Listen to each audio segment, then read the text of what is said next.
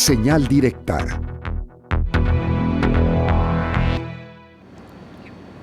Estamos de regreso y vamos a platicar con Jonathan Ávila, el ex coordinador del eje temático de desaparición del Centro de Justicia para la Paz y el Desarrollo, el CEPAD. Ayer se llevó a cabo en el Congreso del Estado una de las mesas de trabajo relacionadas con la desaparición de personas y el tema que se abordó es el de la crisis forense. Se habló ayer de datos, las autoridades forenses admitieron el sobrecupo que hay en los diferentes espacios, aunque pues insisten en no llamarle crisis. CEPAD ha hecho un trabajo también súper importante en la revisión de este rezago, así que de todo esto vamos a platicar con Jonathan. ¿Cómo estás, Jonathan? Gracias por atender esta entrevista, qué gusto saludarte. Hola, ¿qué tal, Sonia? Buenos días a ti y a tu auditorio. Jonathan, bueno, pues me gustaría comenzar precisamente, sé que siempre hablar de datos cuando hablamos de personas no es lo correcto, pero en este caso pues nos permite dimensionar la grave crisis que hay forense en nuestra entidad. Sí, así es lamentable que hablemos sobre todo de personas fallecidas, ¿no? Personas que perdieron la vida, ya sea por una enfermedad o por también la situación de violencia. Y aquí en Jalisco, como hemos mencionado desde hace muchos años, desde CEPAD, y lo han posicionado las familias desde el hallazgo de los tráilers en finales de 2018, pues hay una saturación en el Instituto Jalisciense de Ciencias Forenses. Lo que nosotros posicionábamos ayer en la mesa precisamente con las y los diputados, con las y los servidores públicos, directamente con el nuevo director del instituto y con las familias, es que la información que tenemos nosotros y que precisamente viene de un sistema que se alimenta de la información del instituto, es que existen al menos 11,159 registros de personas fallecidas sin identificar en el instituto. Y decimos registros porque algunos de estos también corresponden a segmentos o fragmentos anatómicos o partes de cuerpos que desde 2019 en Jalisco, en el hallazgo de fosas, ha incrementado el número de cuerpos fragmentados, por así decirlo, ¿no? De manera metafórica, que están sometidos a una alta violencia, y eso ha complejizado las labores forenses, pero también el poder saber de cuántos cuerpos o de cuántas personas estamos hablando, porque muchas veces estos registros nos pueden corresponder o no a una misma persona. Y solo para dar el contexto, además de que algunos pueden ser fragmentos, no todos están en el instituto. Hablamos de una crisis forense en donde ha habido cuerpos donados a universidades y de los que no se tiene registro qué pasó con ellos, cuerpos que fueron incinerados sin los archivos básicos para luego poderlos identificar, cuerpos que fueron inhumados en panteones o que están en panteones municipales y que ahí quedaron ya sin alguna identidad y sin buscar a sus familiares. Y una mayoría, eso sí, están en cámaras frías, refrigeradores o en instalaciones del Instituto Jalisciense de Ciencias Forenses. Jonathan, entendiendo que no es algo privativo de Jalisco, sino también lo padecen otras entidades y que viene inclusive de sexenios pasados, pero también reconociendo que, por ejemplo, el sexenio anterior, lejos de apoyarse, hubo inclusive conflictos entre el titular y el personal, lo cual también perjudica a la operación. ¿Cómo se puede avanzar realmente en esta materia? ¿Más espacios es lo que se requiere o con más personal simplemente se podría cubrir justamente esta demanda y avanzar en la materia? Sí, José Ángel, así como lo mencionas, son más de 70,000 personas fallecidas sin identificar en todo el país, según lo que han documentado trabajos periodísticos, sobre todo de a dónde van los desaparecidos.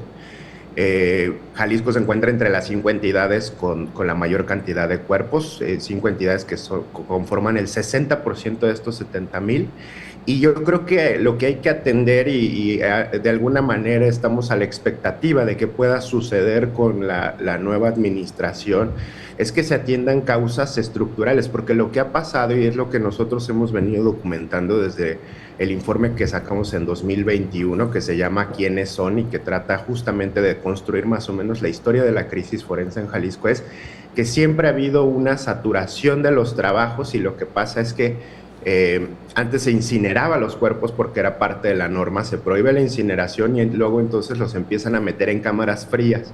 Las cámaras frías se saturan y pasa lo de los trailers. Pasa lo de los trailers y empiezan a depositar los cuerpos en panteones municipales. Hoy tenemos una comisión de inhumaciones que cada cierto tiempo está inhumando cuerpos en panteones municipales, que además está causando un entorno social adverso. Lo decían ayer desde el propio instituto, hay personas que ya no quieren que se construyan nuevos panteones. Por ejemplo, hay un panteón forense en Atotonilco. Lo que hay aquí es una saturación de los trabajos. Hay muchos ingresos de personas fallecidas en el instituto que tienen que ser atendidos, no hay personal suficiente, ingresan hasta más de 500 cuerpos en el Instituto Jalisciense de Ciencias Forenses. Ese es humanamente imposible de atender y sí tendría que haber más peritos, tendrían que hacerse dictámenes multidisciplinarios. ¿Esto qué quiere decir? Ahora se hacen estudios o análisis de cuerpos de manera fragmentada. Un área analiza algo, otra área analiza otra parte del cuerpo, otra área analiza otra parte, pero los dictámenes multidisciplinarios plantean que debería de haber un grupo de peritos que atienda un mismo cuerpo y que haga todos los registros y entonces ya se puedan dar rasgos identificativos. Y esto también tiene que ver ya con otra área que es atención a familiares, que debería precisamente de tener la información actualizada para que las familias puedan encontrar en estos registros si es que está su familiar fallecido. Entonces son varias cadenas de cosas que tendrían que suceder: mayor presupuesto, más insumos, mejoras salariales, más peritos, y esto poder atender la saturación que de por sí ya hay cada día de ingresos al instituto. Jonathan, hay algo que me parece ha quedado claro, no solamente en la reunión que se tuvo ayer, sino en el trabajo que se ha documentado a través de diferentes investigaciones, incluidas las que ustedes han realizado en CEPAD, que es la crisis que ha generado la fragmentación de cuerpos y pues podríamos decirlo en un trabajo de Lauro Rodríguez se mencionaba así, la hazaña, ¿no?, con la que estos cuerpos son depositados en fosas clandestinas o se intenta destruirlos, y parece que el sistema forense no ha avanzado en las técnicas que permitan pues una identificación de estos restos humanos, y pues prácticamente se ha convertido en un almacenador de estos restos, ¿no? Así es, justo esta crisis, lo que mencionaba como estas fallas estructurales, es que lo que se está tratando de hacer es administrar el sobrecupo, gestionarlo a partir de, vamos a ver dónde resguardamos estos cuerpos, porque no tenemos capacidad de saber quiénes son esos cuerpos, no podemos hacer los estudios suficientes o no podemos buscar a las familias. Aquí hay una responsabilidad importante de fiscalía, porque ya una vez que se hacen los dictámenes multidisciplinarios, también tendrían que ser las fiscalías quienes busquen a los familiares de esas personas fallecidas, quienes realicen actos de investigación. Finalmente, el instituto solo se encarga de los cuerpos que están dentro de sus instalaciones. Y desde el 2019 precisamente, y como menciona Sonia, la fragmentación de los cuerpos, la segmentación de los cuerpos tiene muchas consecuencias, muchos factores, y que los peritos y en general cualquier perito en México lo diría, no estaban preparados para la dimensión de la violencia que se ha tenido en México, quizás históricamente, pero al menos desde el 2006 que se declaró la guerra contra el narcotráfico en México y que aumentó los niveles de violencia y los niveles de homicidio. Esto ha saturado a todos los institutos. De hecho, haciendo una revisión de los institutos en otros estados, la verdad es que el Instituto Jalisciense de Ciencias Forenses es el menos peor. Hay delegaciones en otros estados que no tienen ni siquiera los insumos suficientes ni las instalaciones dignas para una persona trabajadora. A veces es una oficinita, ¿no? Eso pasaba, por ejemplo, aquí en Tepatitlán y lo documentamos gracias a que el colectivo Por Amor a Ellos nos invitó a visitar las delegaciones del Instituto Jalisciense de Ciencias Forenses. Entonces es una complejidad que también no hay muchos avances, y la sobresaturación de los forenses también ha hecho que no haya demasiados estudios científicos, porque es más importante tener que atender la demanda, y eso también reconocerlo. Hay poca avance desde el sector educativo, universitario, a nivel nacional, para poder entender y mejorar estos procesos por la carga. Al final, y qué lamentable que se diga de esta manera, porque como bien se advertía al inicio de esta charla, se trata de personas y deberían de ser tratadas así con toda la dignidad. Al final esto se limita, me parece, a dos factores. Uno, voluntad política, y dos, pues dineros. La primera solamente está de un lado y esperemos que exista. En cuanto a los recursos refiere, ¿qué tanto se necesitaría?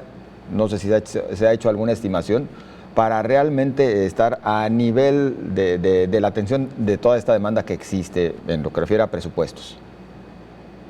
Sí, yo creo que es la parte más difícil del análisis, porque en realidad no es que el instituto no tenga recursos suficientes, es una entidad que tiene más de 300, 400 millones de pesos en todo su presupuesto. Atiende otras áreas, eso también hay que reconocerlo, no solo la identificación humana.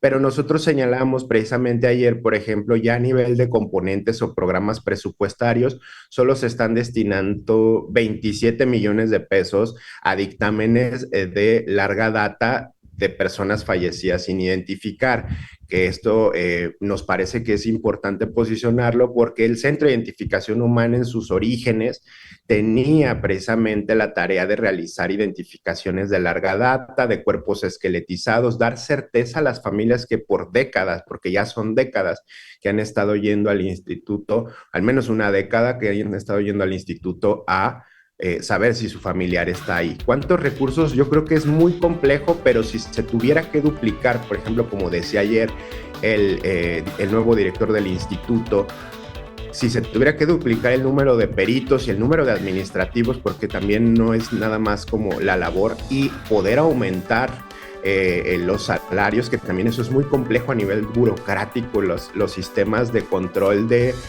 sueldos, plazas, son por las legislaciones y la normativa es muy complejo poder aumentarlo.